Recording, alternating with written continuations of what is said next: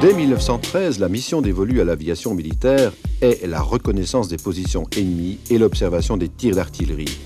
Aujourd'hui, pour attaquer un objectif avec un maximum d'efficacité, il faut d'abord le rechercher et l'identifier avec précision.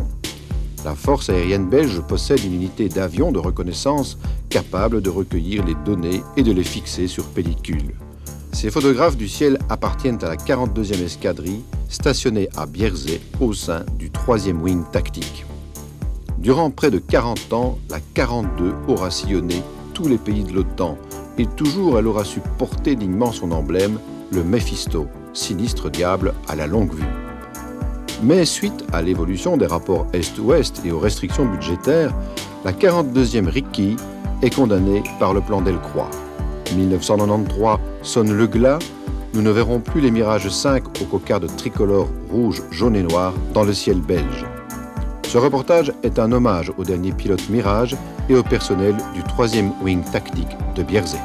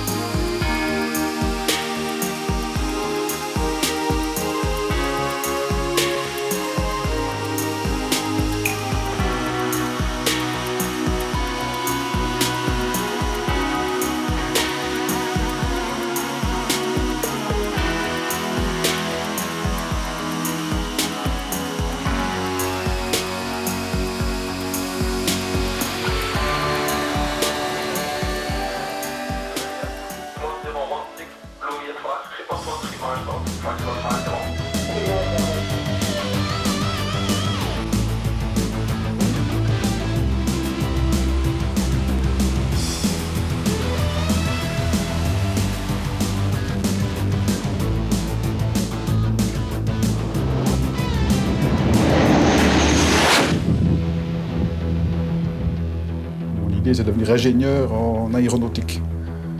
Comme les études étaient trop longues, je me suis dit que je vais changer. Et c'est par le journal, en regardant la Gazette, que j'ai découvert qu'il y avait des possibilités de rentrer comme pilote à la force aérienne. Et c'est uniquement en renvoyant un petit coupon du journal que j'ai été engagé. C'est une passion qui remonte à l'âge de 7 ans. J'avais un grand-père qui a fait son service militaire à la base de Gaussoncourt en 1927. À l'époque, lui était mécanicien de bord. Il m'expliquait un peu l'épopée héroïque en cause de ces merveilleux fous volants qui volaient sur le drôle de machine. Et je crois que c'est suite à ça que ça a peut-être fait le déclic dans ma tête et que j'ai décidé de suivre cette voie. Moi, j'ai toujours voulu être pilote depuis que je suis tout petit. Et c'est seulement vers l'âge de 15 ans que je me suis rendu compte qu'il y avait d'autres avions que les avions de ligne. Au départ, je voulais être pilote de ligne et pilote d'hélicoptère. Mais en rencontrant un pilote de chasse, il m'a fait découvrir qu'il y avait des avions de chasse, que ça allait plus vite, que c'était plus puissant et que c'était certainement beaucoup plus agréable à piloter que des gros bahuts. Alors c'est comme ça que j'ai décidé de m'orienter vers la chasse.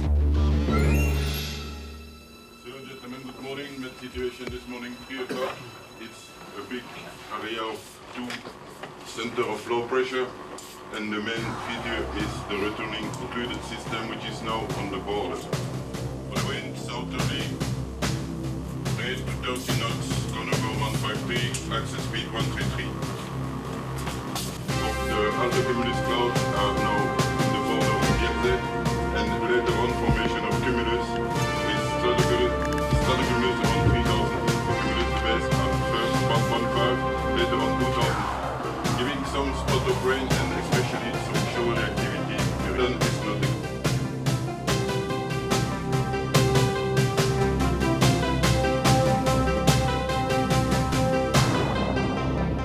Moi, j'ai fait un peu de tout. Donc, dès que j'ai eu fini, comme élève pilote, j'ai été envoyé sur les gros avions de transport. Puis j'ai été moniteur pendant 5 ans et demi. Puis finalement, j'ai pu voler sur un avion en réaction que j'avais demandé depuis le début.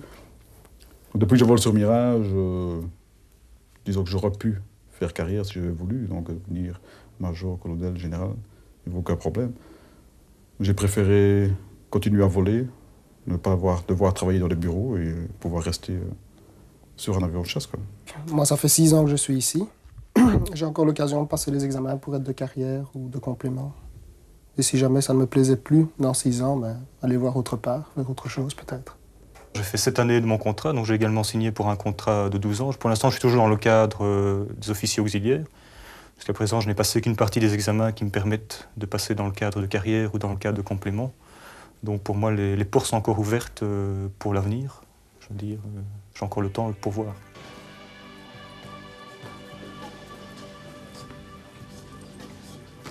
Pour moi, il n'y a rien de routine. Tous les vols sont différents. On voit chaque fois d'autres choses, donc vraiment pas de la routine, quoi. Et puis c'est agréable, tout est assez varié, on a l'occasion d'aller à l'étranger, donc ça c'est déjà pas de la routine. On voit d'autres choses, on voit d'autres personnes, on voit un peu comment les autres travaillent aussi. Donc c'est bien. Moi j'ai fait beaucoup d'avions différents, je me suis jamais embêté parce que j'ai eu du changement tout le temps. Il faut toujours quelques années pour s'habituer à son nouveau travail. Et c'est pour ça que moi ça ne m'embête jamais en fait. Le jeu en vaut certainement la chandelle, ça c'est certain. Au début, c'est quand même... Bon, le travail, ça va, je crois qu'il n'est pas très difficile. Quand on est motivé et qu'on a envie d'arriver à faire ce qu'on veut faire, il y a moyen d'y arriver sans trop de problèmes. Ce qu'il y a, c'est qu'on se retrouve finalement à l'internat. Pour ceux qui ne sont pas habitués, c'est un peu différent. Les horaires sont un peu spéciaux. Il y a quand même un peu de discipline au début. Il faut s'habituer quand on vient de l'extérieur. Mais autrement, je ne pense pas qu'on puisse vraiment dire que les cours soient difficiles. Ce qu'il y a, c'est qu'il y a un stress qui est permanent au point de vue vol, puisque les vols sont cotés, surtout au début, c'est assez sévère. Et alors là, on voit beaucoup de ses copains, ses camarades qui se font mettre à la porte, quoi, après quelques vols. Donc là, je vais dire que c'est assez stressant. Ça, c'est la partie qui se passe à Gossoncourt, sur Marquetti. Une fois qu'on a terminé cet écolage élémentaire sur Marquetti, on va sur Alpha Jet à Saint-Tron. Là, c'est déjà un peu différent, on a quand même environ 125 heures de vol. Et bon, la promotion a déjà perdu certainement la moitié des éléments de départ.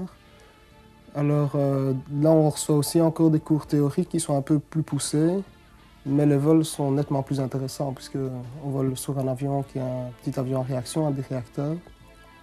Et au terme d'environ 2 ans et demi, on reçoit ses ailes de pilote. On passe à la 11e escadrille, qui est une escadrille où là, on va apprendre un peu plus des choses opérationnelles, peut-être plus tactiques. Une fois qu'on a eu ces ailes de pilote, la plupart des élèves réussissent à obtenir ce brevet. Une fois qu'on a réussi ce brevet, à ce moment-là, la promotion est dissoute. Il y en a qui vont aller voler sur avion de chasse, F-16 ou Mirage, d'autres qui vont au transport, d'autres qui repartent directement comme moniteurs sur Marquetti. Et il y en a encore qui peuvent aller voler à Coxide sur hélicoptère. Dans mon cas personnel, moi j'ai demandé, enfin je n'ai pas demandé, mais disons j'ai peut-être fait un peu sentir à la fin de la 11e escadrille, avec le moniteur qui s'occupait de moi principalement, que je voulais venir sur Mirage. C'était une expérience supplémentaire, je crois, dans la vie d'un pilote, personnellement. Bon, à la force aérienne belge, on avait 2 types d'avions de chasse principalement, donc le Mirage et l'F-16. Bon, l'F-16 qui est la dernière génération, bon, l'électronique et tout ça. Le Mirage qui était un avion de seconde génération, bon, moins bien équipé point de vue électronique, mais c'est encore une machine finalement qu'il faut encore voler, comme certains disent, avec les fesses finalement, qui demande encore beaucoup. Et je crois que point de vue expérience vol même, c'est une très bonne expérience de passer sur Mirage avant de passer sur un autre type d'avion, quoi.